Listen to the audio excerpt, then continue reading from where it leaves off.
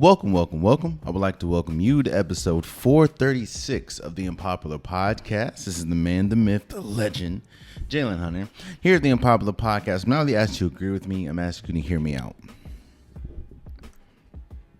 I'm going to start this episode off with a story, if you will. So bear with me.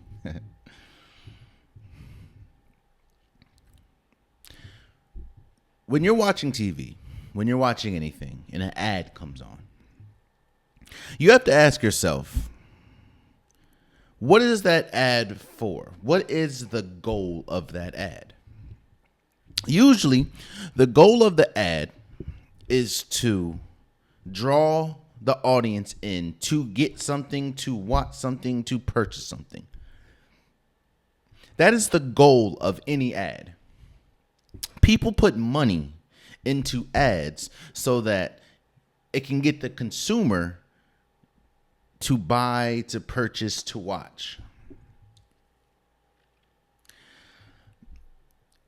The only way you can know if an ad is successful or not is by the outcome of said ad. And what I mean by that is the only way that you know, let's say a movie trailer, which is an ad. That a movie trailer is an ad for the movie. You only know if that ad was successful by how many people went and watched that movie. Now, obviously, there's other factors to it, but that is a direct number, a direct way to see if an ad works. When you promote something, you hope that you're getting a return on investment with that promotion. People don't spend millions upon millions of dollars on Super Bowl ads if they don't think that those ads are going to generate money.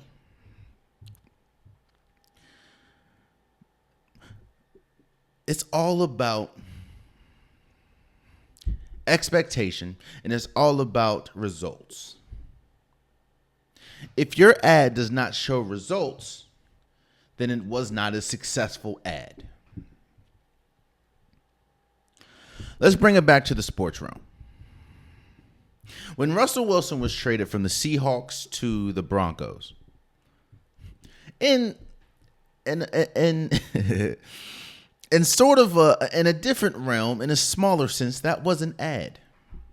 The ad was, we're getting a shiny new quarterback and putting him on a team that many people think is a quarterback away. Now, no. The way to determine if that deal was right or not, or if that deal been paid off or not, isn't obviously ticket sales. It is Super Bowls. It is playoff appearances. It is wins. The ad was Russell Wilson getting traded for a haul to the Broncos. And you're hoping that Russell Wilson getting traded to the Broncos is going to result in your team, i.e. the Denver Broncos, getting better.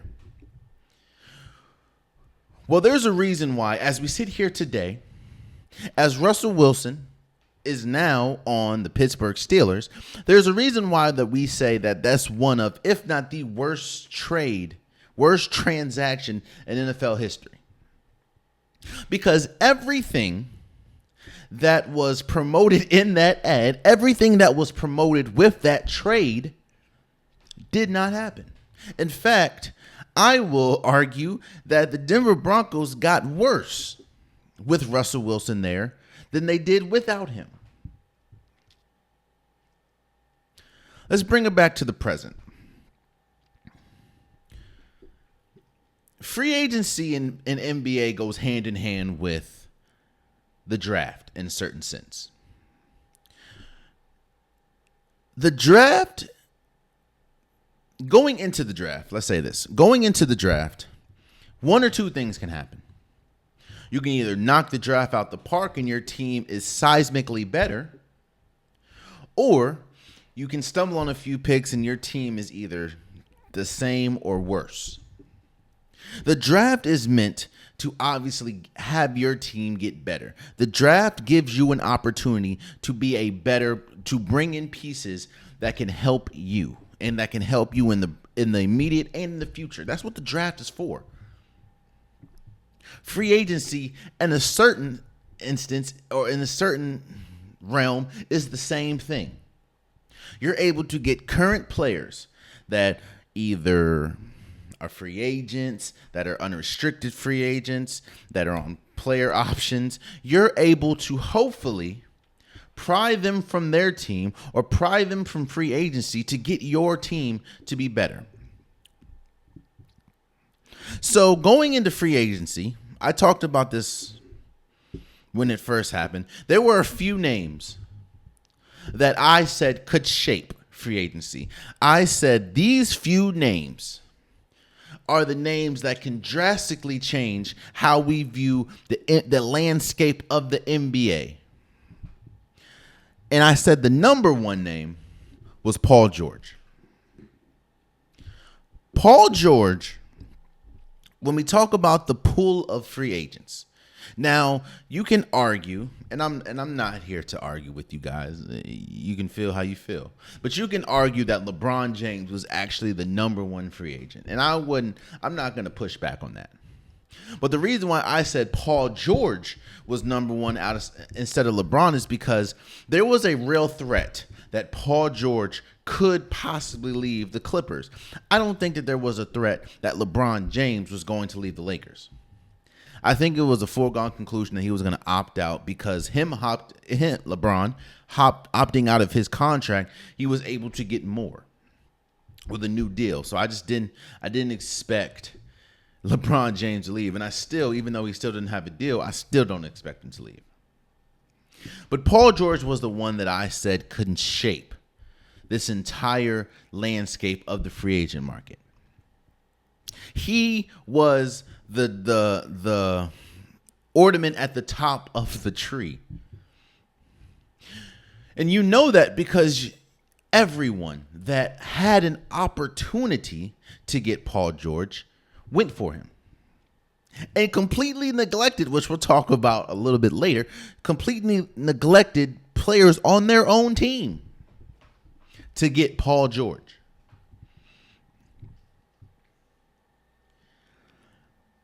I said that depending on who got Paul George, that could take your team from playoff hopeful, first round ceiling, second round ceiling, to possibly championship aspirations. That's how good Paul George is.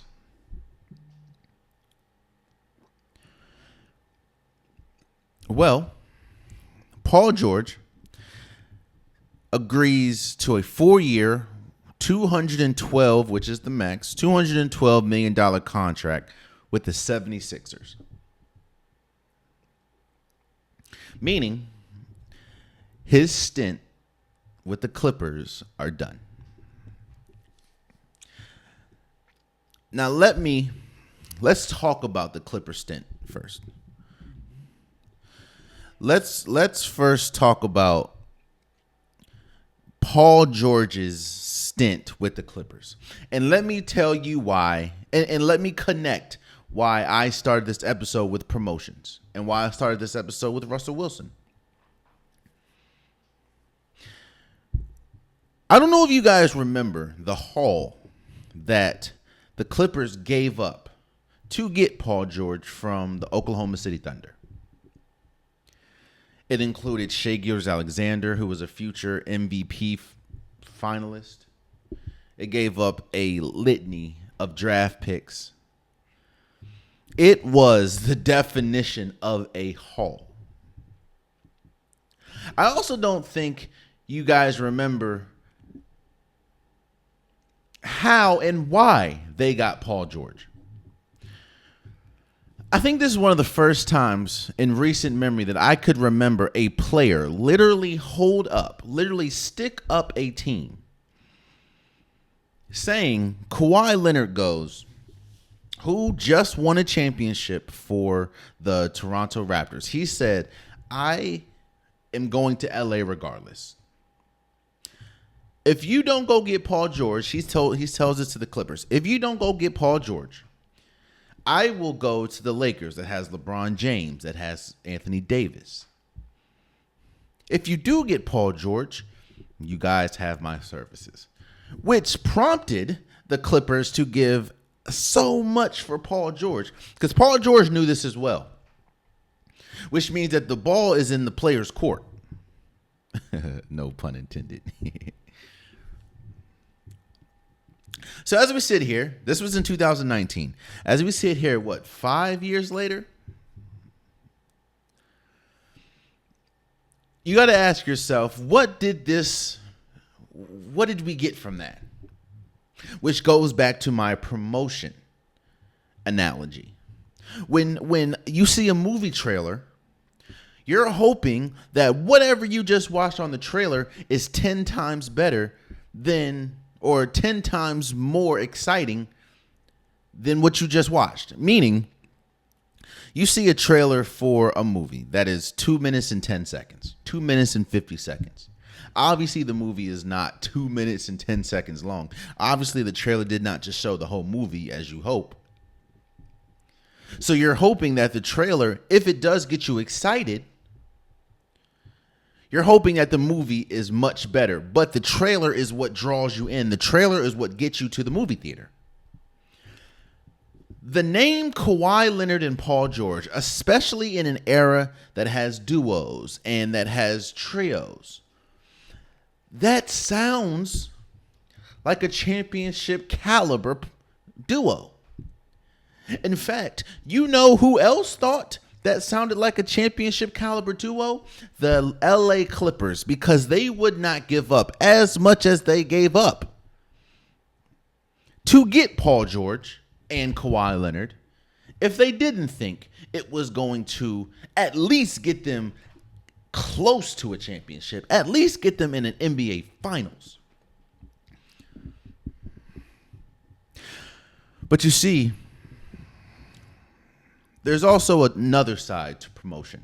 There's also another side to advertisement. And that is, what if the trailer, what if the transaction doesn't satisfy?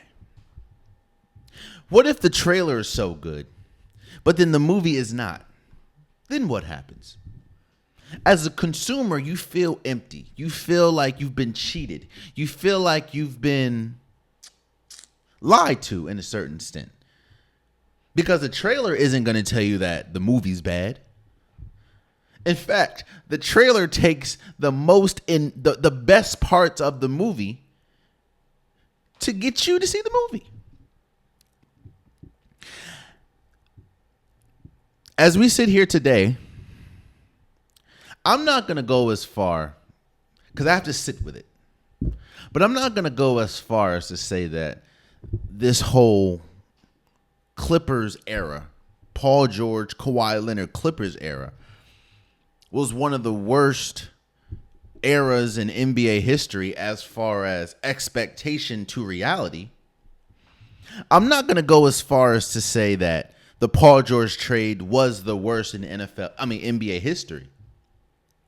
But what I will say is, we saw a trailer for a movie that drastically underachieved.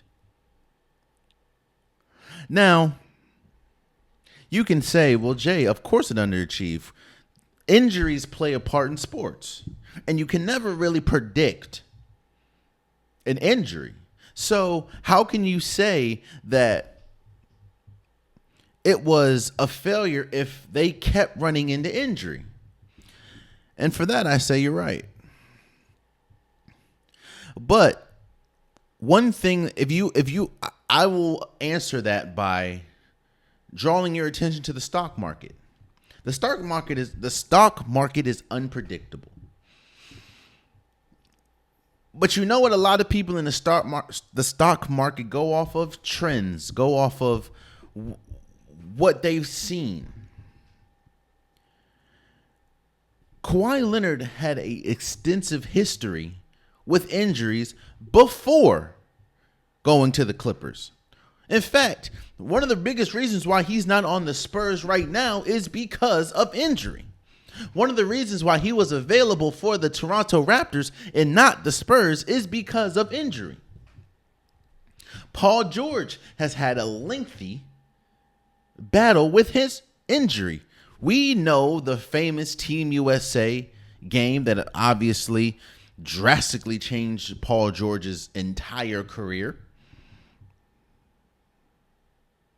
So, while yes, I think that both Kawhi Leonard and Paul George are incredible players, I think that you can put them in that superstar class. Because I do think that if both of them are healthy at the right time, then your team is a championship caliber team. The biggest issue and why we're really talking about this is because it's proven now in 5 years, from 2019 to 2024, they were never able to be healthy at the right time. And while you can say, well, Jay, there's nothing that you can do about it. That's true. But this is also something that you could have seen coming.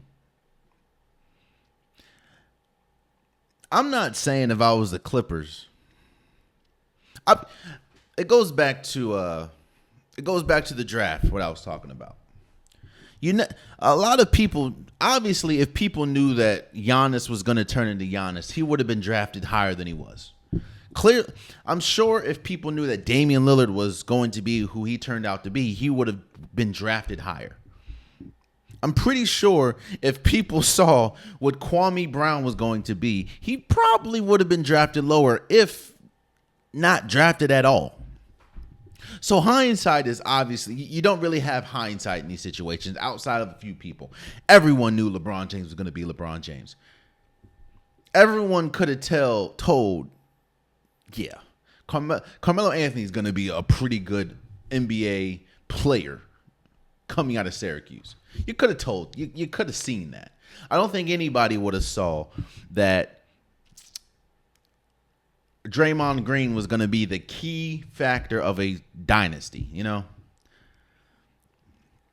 So in that sense, obviously you don't know what's going to happen. But I will say this.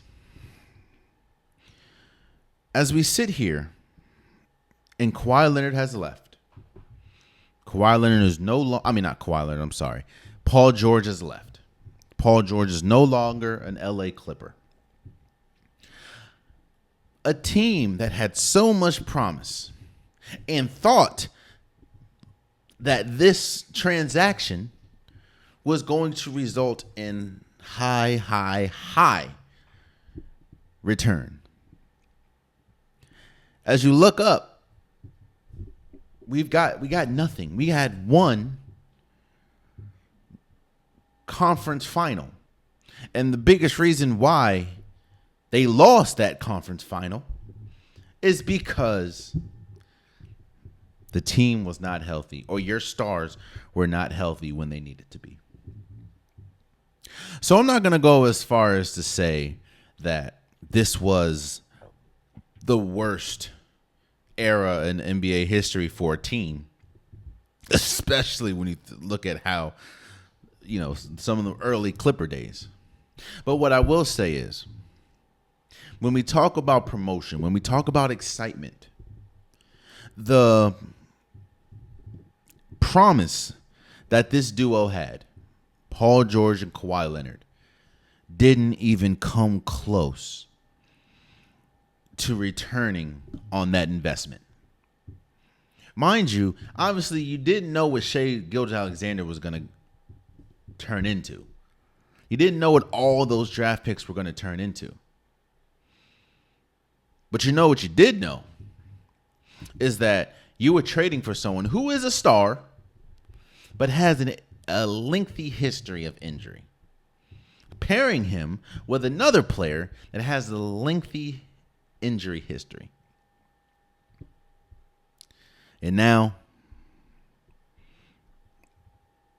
Paul George agrees to a 4-year max contract with the 76ers. Oh, you know what? Let me further this conversation.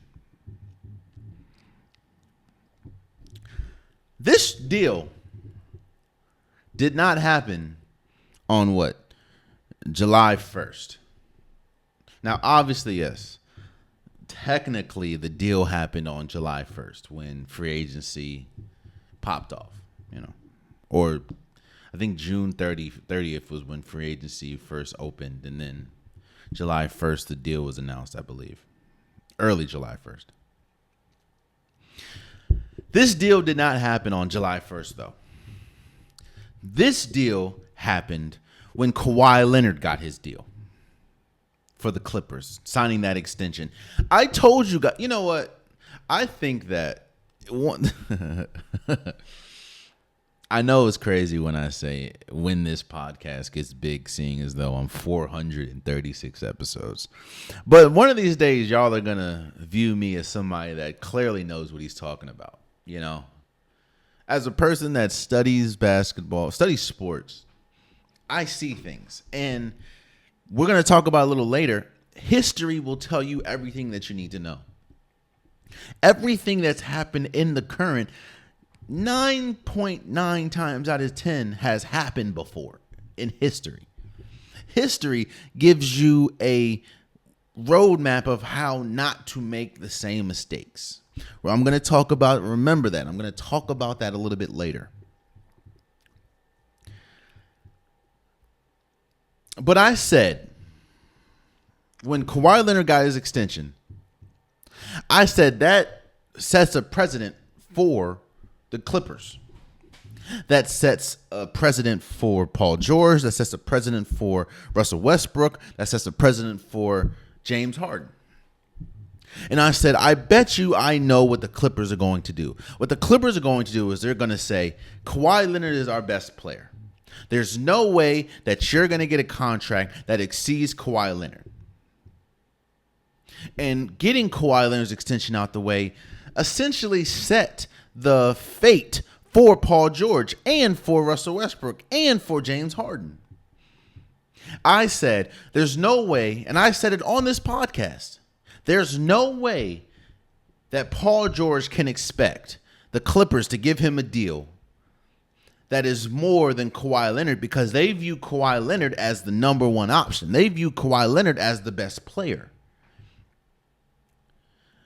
So when you get to this point, and Paul George asks for the max, thinks he deserves the max, which obviously he does, seeing as though that's what he got, the Clippers go, well, why do you think that we'll give you the max? We're not going to give you the max because our best player, the player that essentially got you here, didn't take the max. So why would we give you the max? Never mind the fact that Paul George has played more than Kawhi Leonard. Never mind the fact that when the Clippers made it to their first conference finals, it was on the back of Paul George and not Kawhi Leonard. We gave Kawhi Leonard X. So why do you think that you're going to get more than that? That is what set the fate of Paul George. That is what set the clock for Paul George, essentially either taking less or exiting the Clippers.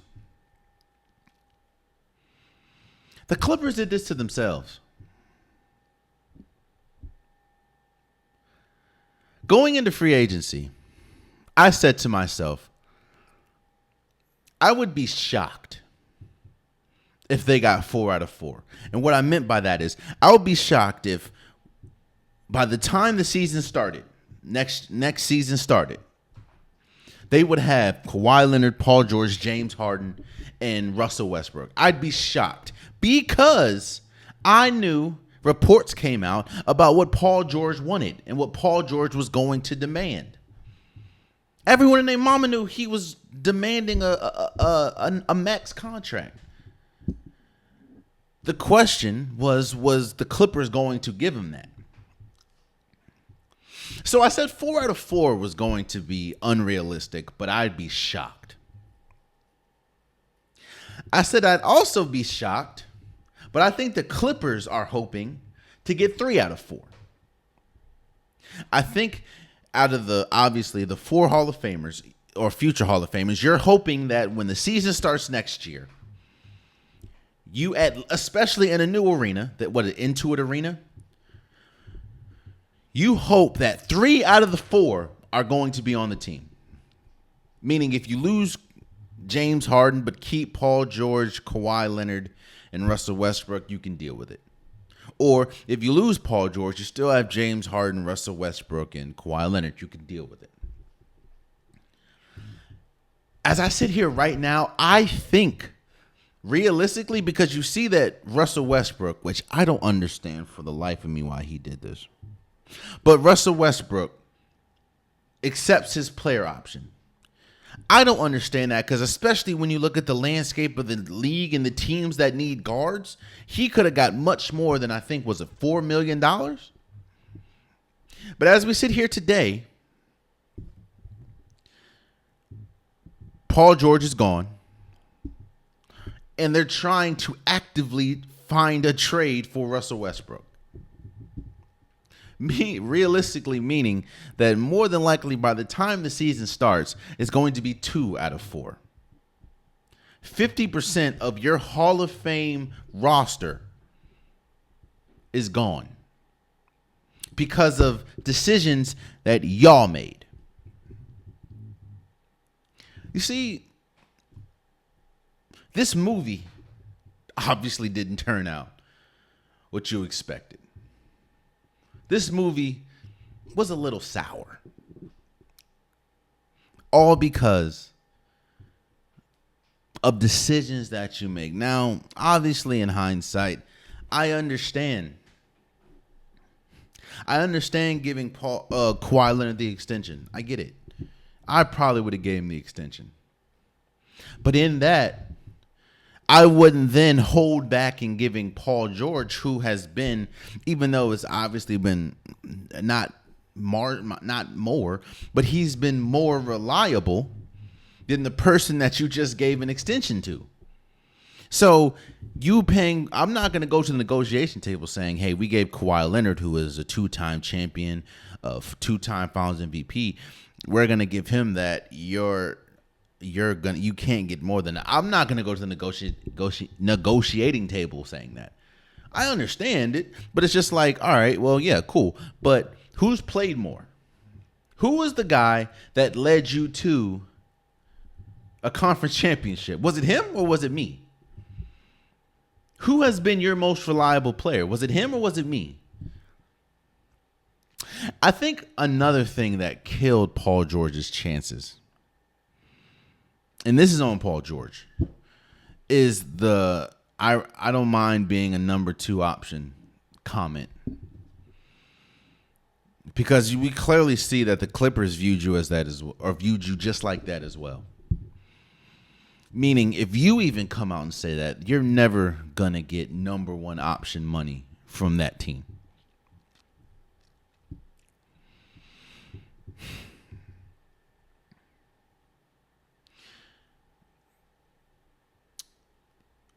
In closing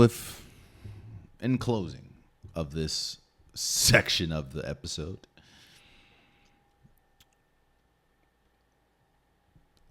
I'm not going to say it was the worst, obviously, but what I will say is the Paul George and Kawhi Leonard Clippers era was drastically underachieved, especially when you see how much it took to make this era happen. And when you look up and you see the team that Paul George left and all those pieces, all those assets that you gave to get Paul George, that team is drastically better than yours. And on top of that, now Paul George starts a new journey without y'all. So, while I'm not going to go as far as saying the worst, what I will say is, when we talk about advertisement, when we talk about movies, we were advertised a championship duo. But then when the movie came, it drastically underperformed. But let's talk about Paul George's next stint. Obviously, with the 76ers. I am higher on Paul George than a lot of people. I think that Paul George is still arguably a top 10 to 15 player in the league. I think that the skill set that Paul George has, the things that Paul George brings to a team, brings to the game, you don't see a lot in the NBA. And on paper, now I always got to say on paper because obviously we haven't seen this duo or trio. On paper, I think that this trio, obviously Paul George, Joel Embiid, and Tyrese Maxey, rival what we've seen these last few years from the Boston Celtics. I'm not going to go as far as to say that the Sixers are definitively better than the Boston Celtics, because obviously you see the money that the Celtics are dealing out, and they're able to retain the same roster that just won them a championship in dominating fashion, might I add. But when you hear the name Paul George, Joel Embiid, Tyrese Maxey, who also got a big contract, it would behoove you not to think that this is a big three. And I think that it's going to be it has an opportunity. I'm not going to say it is. It has an opportunity to be very successful. When you put three players together that have such a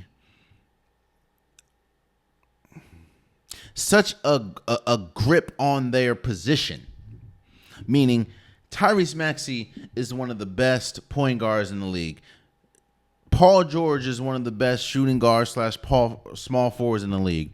And you can argue that Joel Embiid is one of, if not the best center in the league, especially when we talk about offensively. The expectations are high. This is yet another movie trailer that looks promising.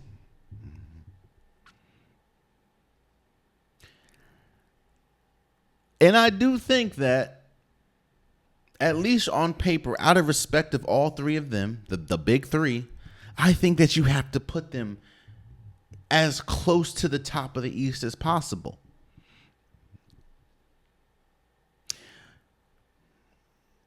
I think this already makes them better than the Bucks with Dame and Giannis, because I think the Bucks are about to lose Brook Lopez, and losing someone like Jrue Holiday, especially defensively, drastically changed that team. And now losing your other defensive anchor in Brook Lopez, I also think is going to drastically affect that team.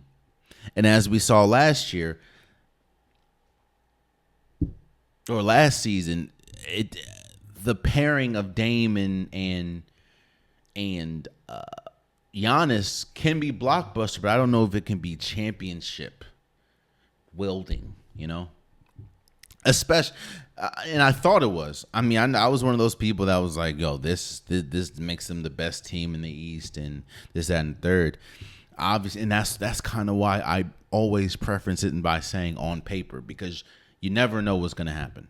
I mean, you look at a team, what was it, the 2004 Lakers?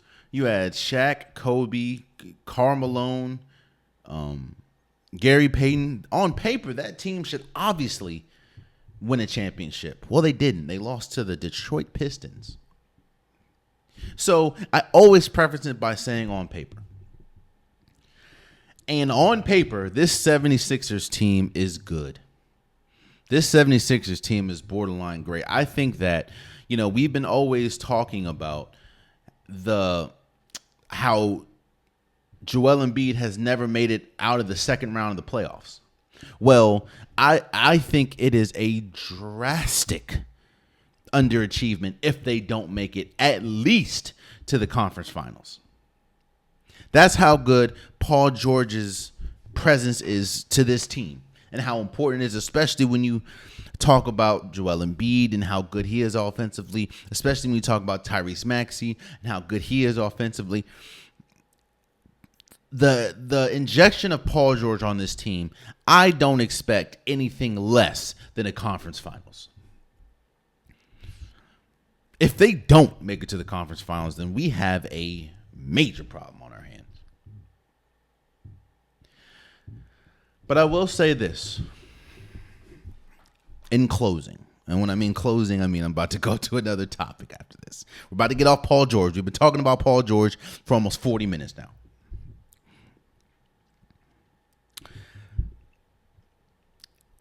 I said history tells you everything you need to know about the present. I will just say, be careful with your expectations of this 76ers team. Because like the Clippers team, this is a promising bill of goods. There is a lot of promising stars on this ticket. But now your two best players, kind of like the Clippers, have an extensive injury history.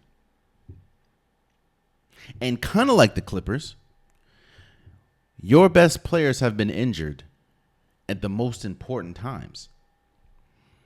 I think that the 76ers probably would have beat the Knicks if Joel Embiid was perfectly healthy. But as many people have told me, when is he really perfectly healthy in the playoffs? I'm hoping for great things with the Sixers in this Paul George move, and I think great things definitely can come of it. But like we just saw with the Clippers, we know how good it could be. We also have seen how bad it could turn out. So that is just the caution I will have. But congratulations to Paul George for signing a 4-year max contract, which is $212 million with the 76ers. And the Clippers, hey, y'all got Kawhi Leonard and James Harden. And for right now, Russell Westbrook, hopefully that takes you where you need to go. So let's move forward.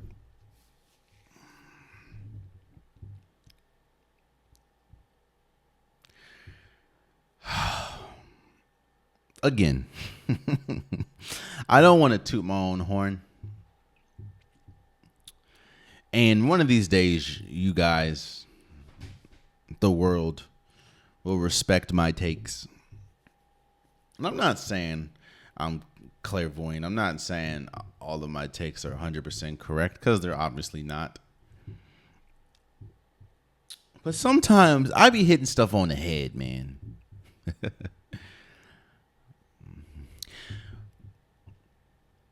I said that dynasties end. There's never really been a dynasty that ended beautifully.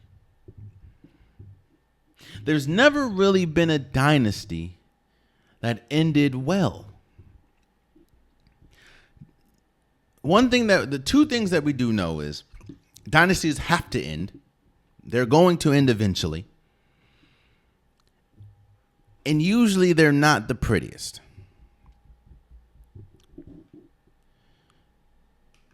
Those dynasties don't really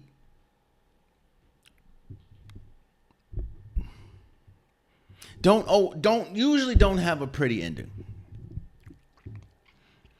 And when we're talking about the Golden State dynasty, Steph Curry, Draymond Green, Klay Thompson, for a few years, Kevin Durant. I said on this very podcast, this is not going to end well. That doesn't take away from what happened. That doesn't take away from the dynasty as a whole. What I'm just saying is it's not going to end well.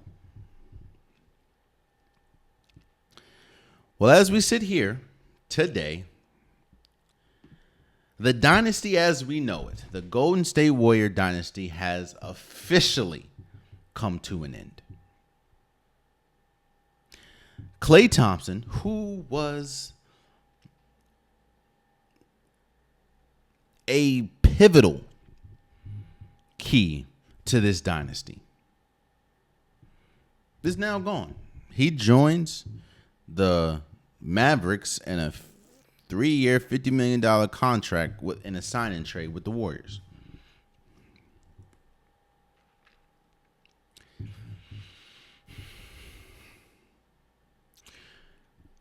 I knew one or two things were going to happen.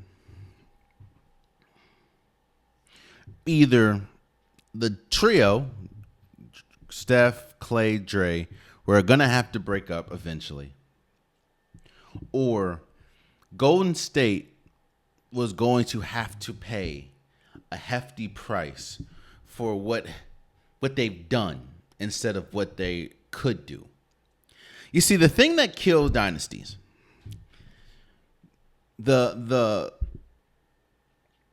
it's not age, it's not sometimes it's egos, but mostly the thing that kills dynasties are contracts and new rules.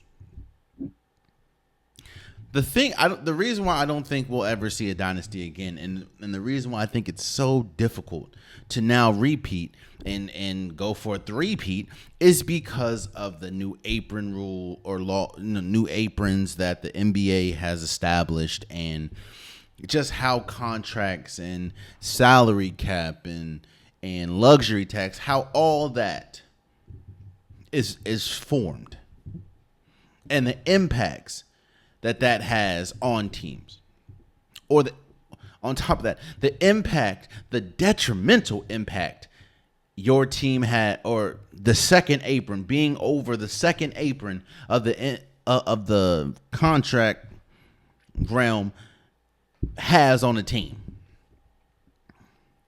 Once that new thing came out, once the apron, the first and second apron, once the CBA agreed to that, I knew it was over with for not just dynasties in general, but Golden State. Now, let's talk about the end of the dynasty. And what I'm hearing a lot is the Golden State Warriors did Klay Thompson dirty. And Klay Thompson had every right to leave. He should have left for how the Golden State Warriors treated him. Okay.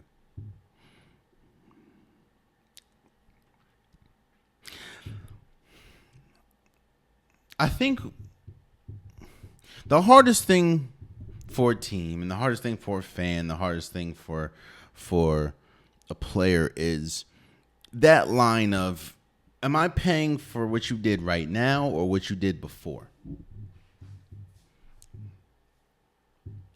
I will say this until I die.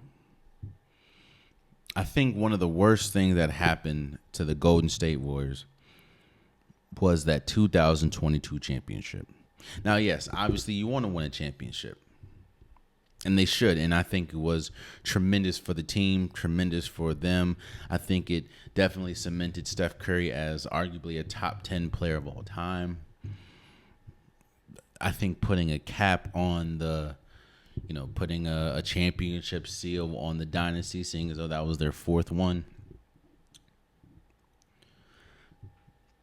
The reason why I said that was one of the worst things that happened, though, is because it gave the team a false sense of where they were. And I will go down as saying, I think the Celtics lost that championship more than the Golden State Warriors won it. So now when you look up and you pay Jordan Poole, you pay Andrew Wiggins, you pay Draymond Green, as Klay Thompson is like, okay.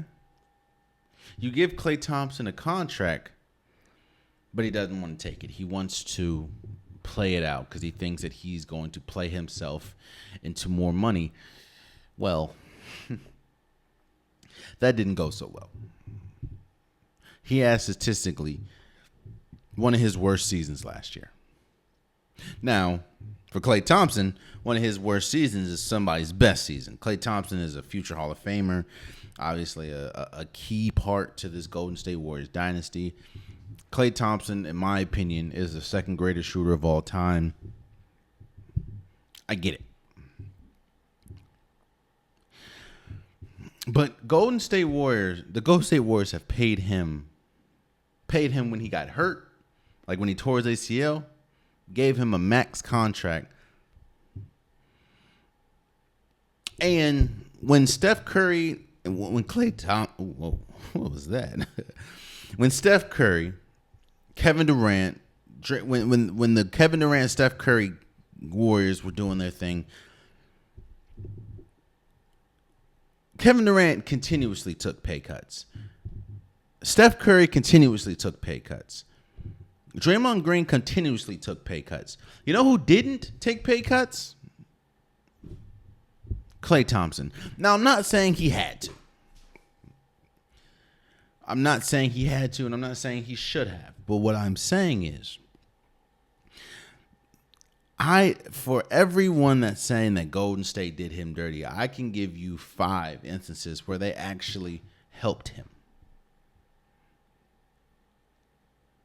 Now you're saying, all right, Jay, but what about last year? You know, putting him on the bench, putting a key member of the dynasty on the bench, putting a future Hall of Famer on the bench. Okay. He was struggling mightily. And on top of that, if you look at his bench numbers compared to his starting numbers, he was better off the bench.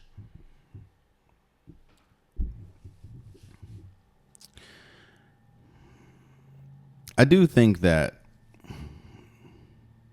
and I've said this, dynasties end messy. Now, I was expecting, if any of the big three were going to go, I was expecting it to be Draymond Green. But as we sit here today, Klay Thompson is a Dallas Maverick.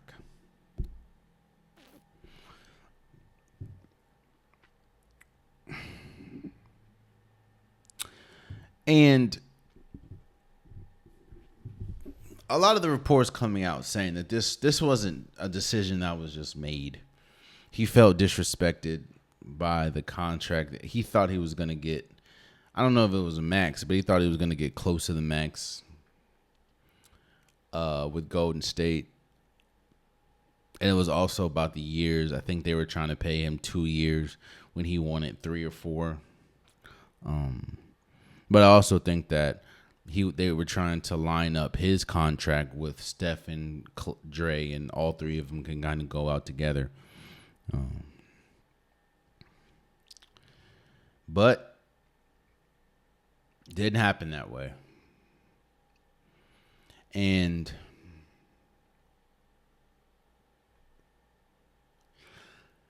I think when we talk about, you know, the past and how we're going to remember Klay Thompson as a Golden State Warrior, he obviously was one of the key reasons why Golden State essentially was a dynasty. You can talk about his Game 6 Klay. We can talk about the 37 points he scored in the quarter, the 14, which is an NBA record, the 14 threes he made in a game, which is an NBA record. I think he set an NBA record for most threes in a conference final, I believe. Klay Thompson was a major point, was a major factor for why Golden State is what he is. Obviously, Steph Curry was probably number one, but Klay Thompson wasn't too far behind. And it goes back to the aprons, and it goes back to the luxury tax and everything. I think if there really wasn't an apron thing, if there wasn't, such steep penalties for being in the second apron or being over the luxury tax, I think Klay Thompson would still be a Golden State Warrior, even with how we played last year. But that's not the case. And I think it's crazy when you look. Golden State turned Klay Thompson, Jordan Poole, and Chris Paul into 2 second-round picks, essentially. Yeah. Now, I know that they said that there was obviously they were in the running for Paul George. And that's another thing. A lot of people said they did Klay Thompson dirty because they were trying to get Paul George. Look here, bro. There's a reason why they said that you don't mix friendship, you don't mix feelings with business. Because it gets nasty, bro. And I do think that, I'm saying this. If Paul, I understand how important Klay Thompson was to my team, but if Paul George and Klay Thompson are available, and I have a chance to get Paul George, you good and goddamn right. I'm focusing on Paul George. Paul George can help us keep this championship window.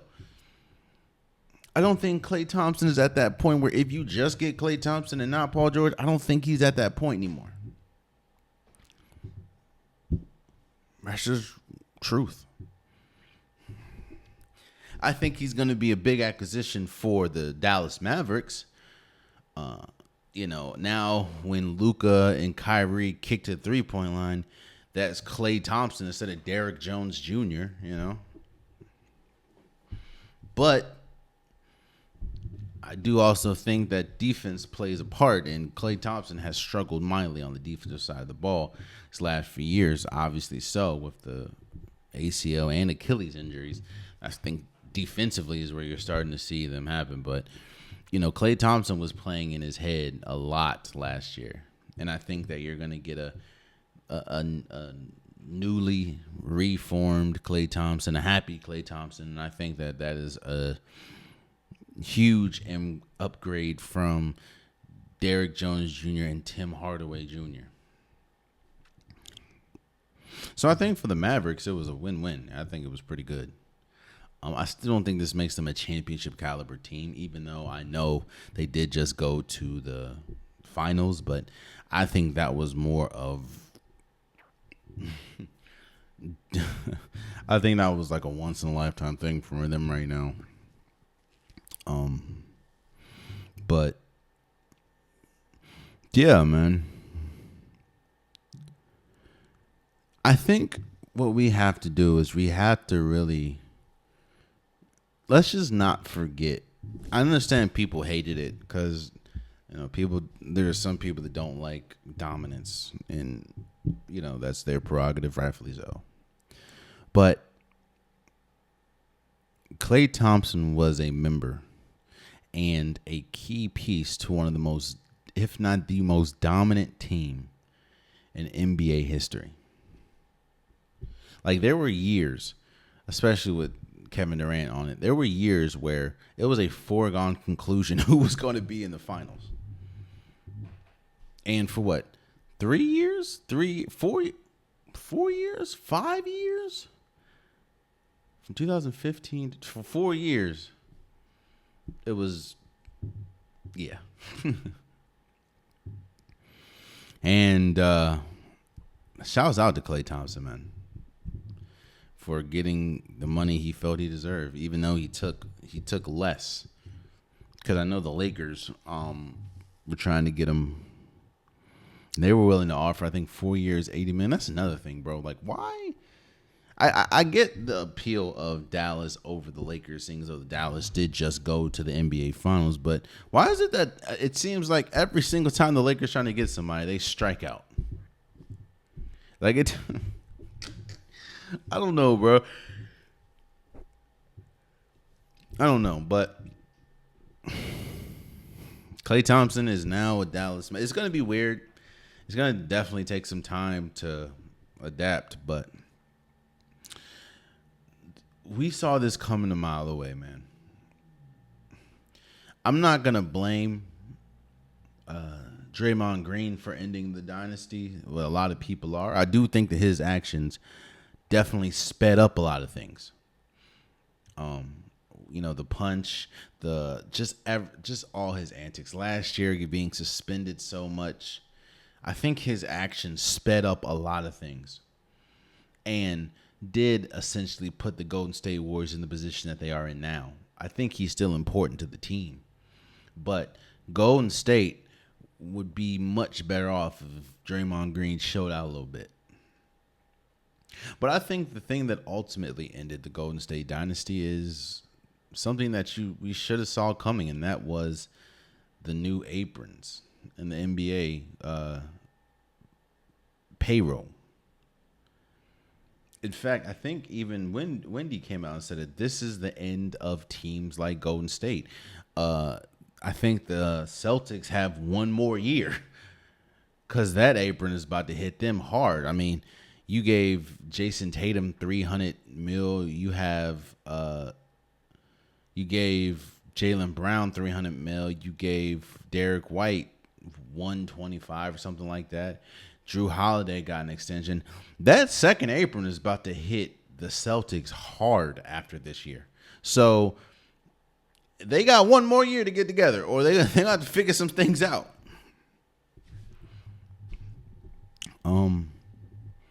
Yeah. Shouts out to Klay Thompson for getting what he feels he deserves, and shouts out for just the dynasty that was. I do think I'm very interested to see what happens with Golden State next, because I just feel in business and sports and anything, you have to have a plan B. I don't think their plan was to lose Klay Thompson. Or I will say this, because a lot of reports are coming out saying that it was pretty much a foregone conclusion that Klay Thompson was out of here in the middle of the season. You can kind of see by the play and just how dejected he was a lot of games. And obviously the last game of the season, or the last game that he was a Golden State Warrior in Sacramento and just taking it in and everything, you can kind of tell at that point, oh yeah, this is probably curtains. But I'm interested to see. I mean, you heard that they had a deal, or there was a deal that they had for Zach LaVine. All you had to do was give up Andrew Wiggins and Chris Paul, but they said no to that. I don't know why, especially if you waive Chris Paul. I don't get that.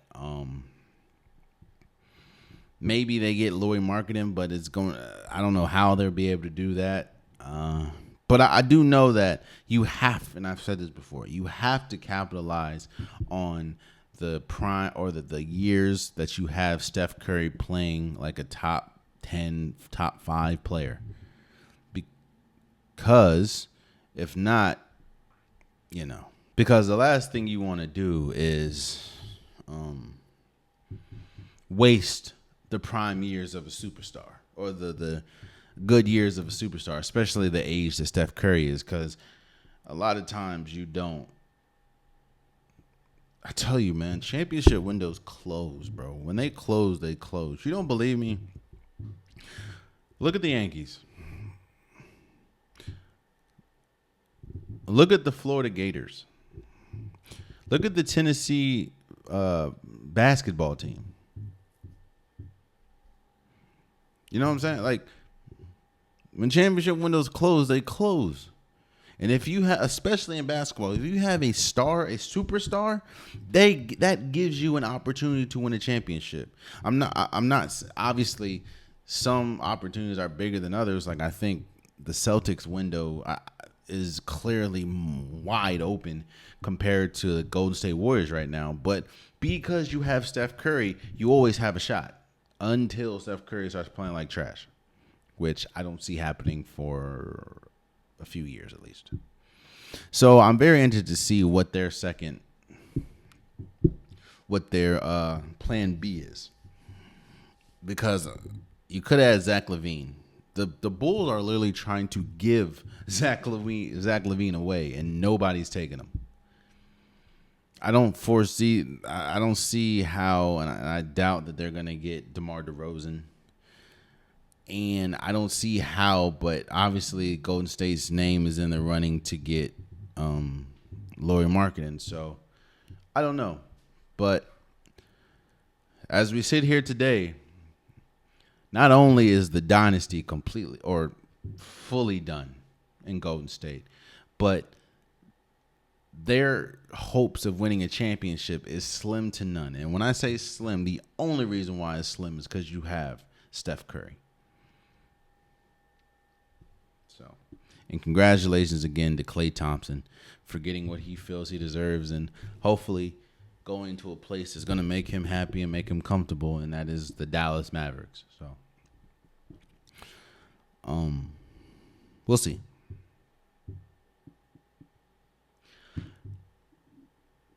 I talked about history, and I said history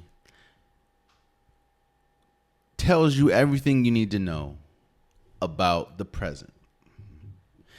And that goes with mistakes, that goes with triumphs, that goes with praise.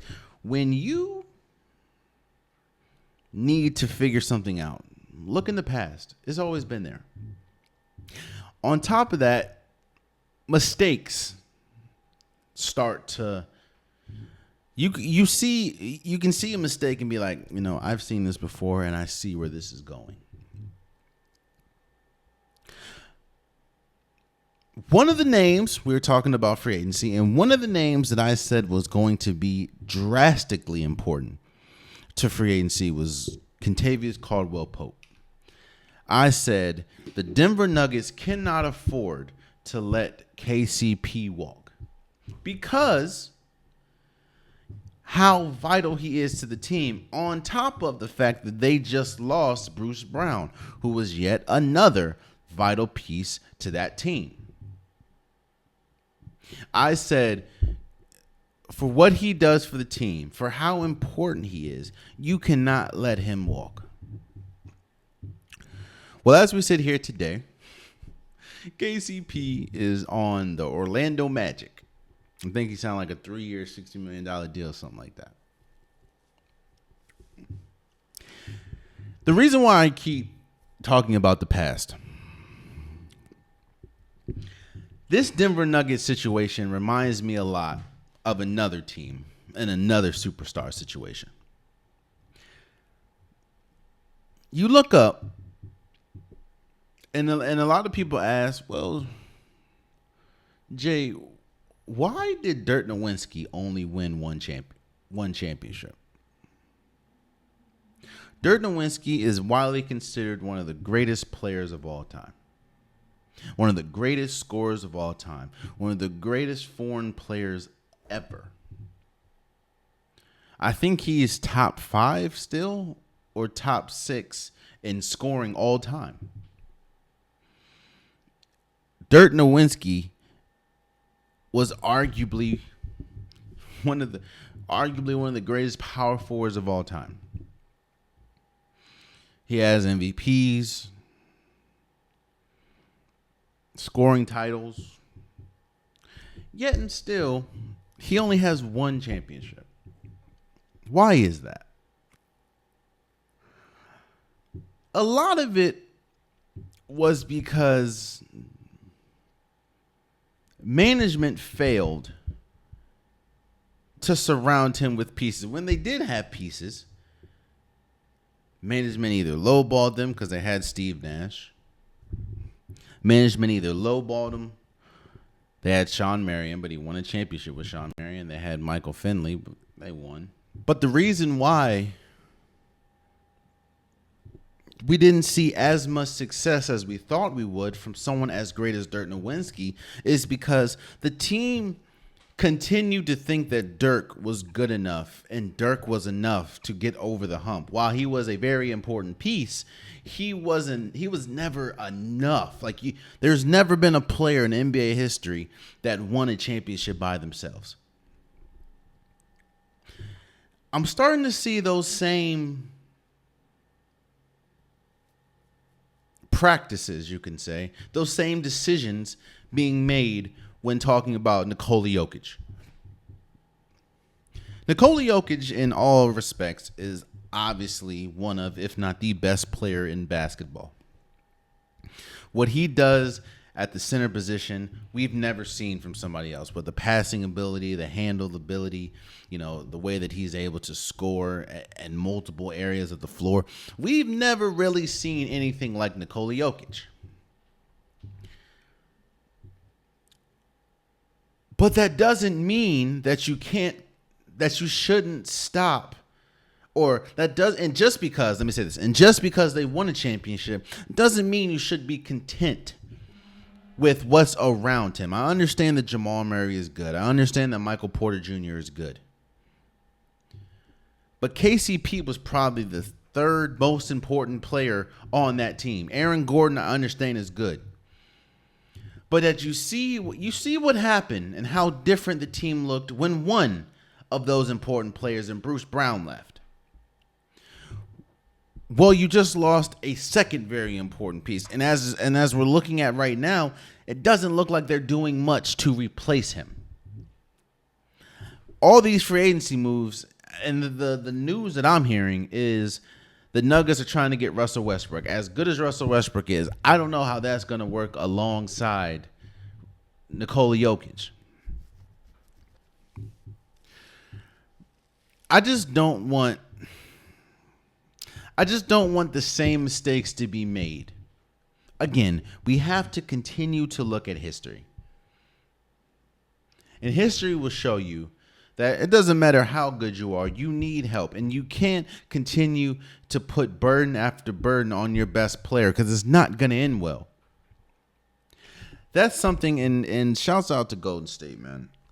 For a while, they continue to make right decisions. Now, yes, you can argue if giving up Kevin Durant or letting him walk was a good decision or not. Cool. I'm not here to debate that. But, you getting JaVale McGee, you getting Andre Iguodala, you paying Draymond Green, you paying Klay Thompson when you did, you paying Steph Curry when you did, you finding someone like a Jordan Poole, you getting someone like an Andrew Wiggins, and he turning out to be what he was. All that is decisions. And even those decisions are going to come back to either bite you or hug you. And as we're seeing, those Golden State Warriors decisions, they helped them in the present, but now they're coming back to bite them. I can see, as we look today, probably the only reason why we think that Denver is a championship caliber team is because they just won it 2 years ago, and you have Nikola Jokic and Jamal Murray. But let's not, and I understand that it was the Heat, which is a pretty much inferior opponent to them right now, but let's not forget how important KCP was to that championship run and how important KCP has been to this team since he's been on it. All I'm saying is, man, don't make the same mistakes that Dallas made with Dirk Nowitzki. Dirk Nowitzki was good enough to win multiple championships. There were multiple times when the Dallas Mavericks with Dirk was the number one seed. But you see what happens when you don't surround him with capable pieces. That's another person like that. You see what happened with Kevin Garnett in Minnesota. They kept taking piece away from him and taking piece away from him. You see what happened. As great as Kevin Garnett is, again, considered one of the greatest power forwards ever, he didn't win until he had to leave. And I'm not saying that Nikola Jokic has to leave, and I'm also not saying that they're not going to be good next year. They're not going to make some moves. But what I'm saying is, do not think that just because you have Nikola Jokic, you're straight. It's not the case. Bro, LeBron James has been the greatest player, arguably, in NBA history. And there was only one championship where he went to where he didn't really have any help. And that was 2005? I think it was 2005. And they got swept. It was either 5 or 6. They got swept. So, just be careful. Speaking of be careful, the theme of this episode has pretty much been false advertisement. That might be the title of this episode, false advertisement. And now we're getting to the unpopular topic of the day, which is, for many people that know, the last segment of the episode.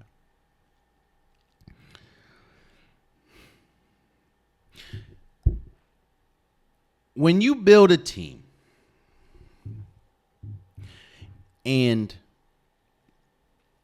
you have some really good pieces. In fact, the pieces that you have should make you a suitable team to contend for something. You hope you can't just ride names alone. All right. Because as we've seen on several occasions, just because you have big names and just because you name a squad a certain name doesn't essentially mean that they're automatically, unstoppable.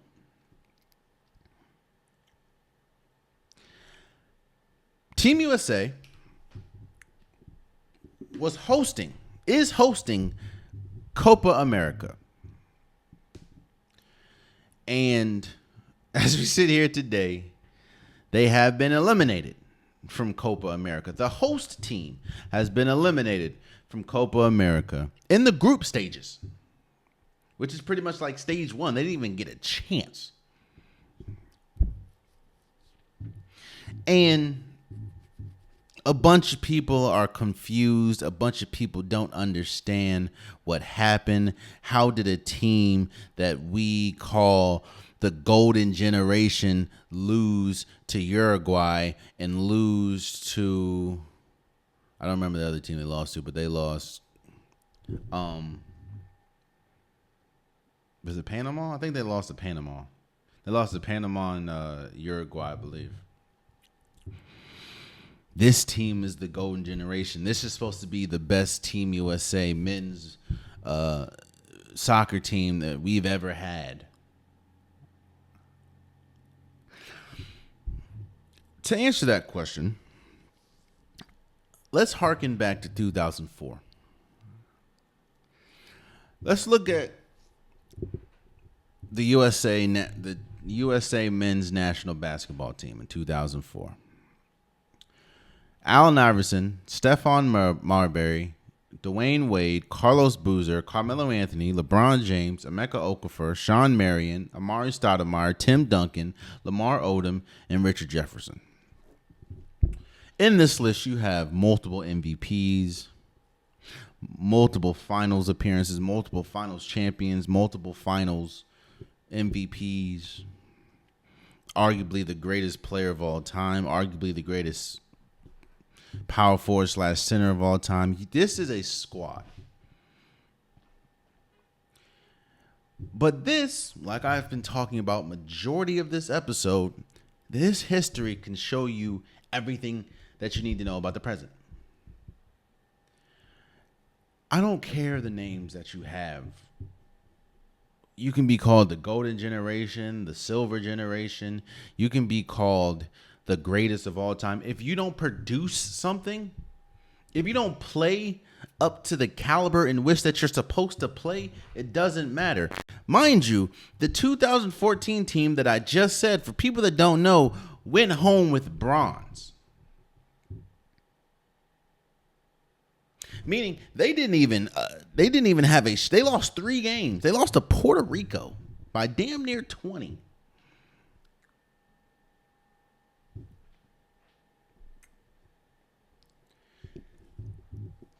it doesn't matter what names you call a squad. It doesn't matter if you have, Weston McKennie, Christian Pulisic, Brandon Harrison, Tim Way, Matt Turner, all great players. If you don't play up to a standard, I don't care what name you have for me. I don't care what you call me. I don't care what they call you. You're not going to be good.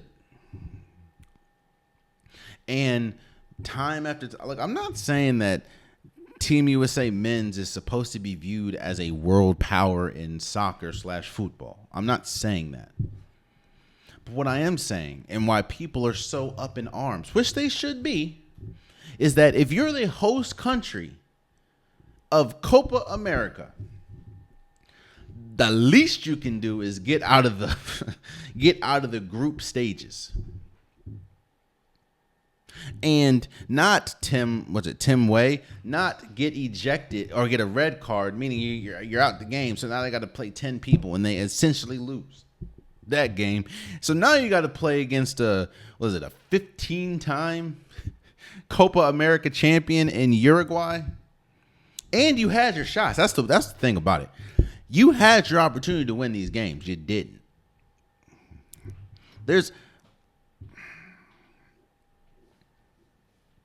I keep hearing people say that this is the golden generation and this is supposed to be the best.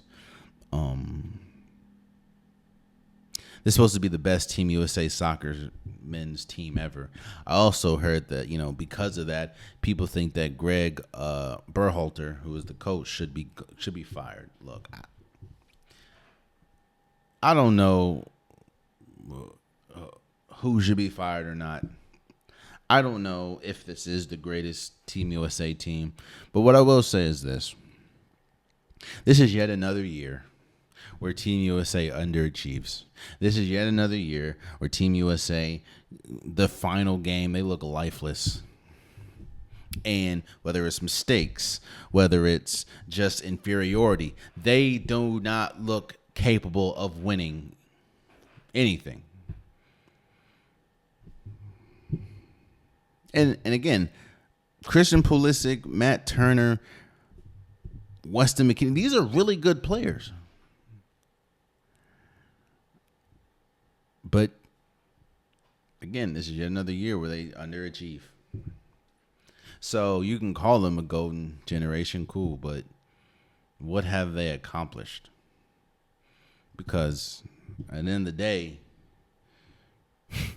just like the theme of this episode, it's been nothing but false advertisement. And as the host country, Team USA doesn't even make it out the group stages. I'm not saying they were gonna win it all or had to win it all, but at least get your ass out of the group stages. Again, just like the 2004 USA team, all these names are great. But if you don't come and play like, you care, if you don't play with a sense of urgency, if you continuously, that's the thing, like you can make mistakes, but if you continuously make the same mistakes game after game after game, at some point, you got to look and say, what are we doing, bro? Because you can title them whatever you want. But this golden generation has honestly produced nothing and underachieved drastically. Kind of like false advertisement. And there you have it. That's been today's episode of the Unpopular Podcast. I truly, truly appreciate you guys. If you want an Unpopular Podcast shirt, hoodie, sweater, long sleeve joggers, a link is in the description below. I have multiple different colors, multiple different designs. Get your Unpopular Podcast merch today. Also, please subscribe to the YouTube channel. I'm trying to get as many subscribers as possible. Anything would help. Tell a friend to tell a friend to tell a friend to subscribe if you like the content. If you get to this point in the episode and you haven't subscribed, I don't know what to tell you, bro. Just subscribe. It means a lot. Also, I understand that there's some people that only watch me on YouTube and there's some people that only listen to the DSPs. For those DSP listeners, whether that's SoundCloud, Apple Podcasts, Spotify, Stitcher, Pandora, please follow, please subscribe. It definitely means a lot. No supporter is more important. No platform is more important than the other. Wherever you get the Unpopular Podcast, please subscribe. It means so much to me. Also, please follow the socials. Follow Instagram. Follow TikTok. I post pretty much daily there. That's where you can get extended reels. That's where we can go back and forth. We can debate. Just keep it respectful. And I don't mind going back and forth. It just means that you're listening to me. It also means that you are passionate about what you're passionate about. It means a lot. So whether that's Instagram, TikTok, please subscribe. Follow. And until next time, much love.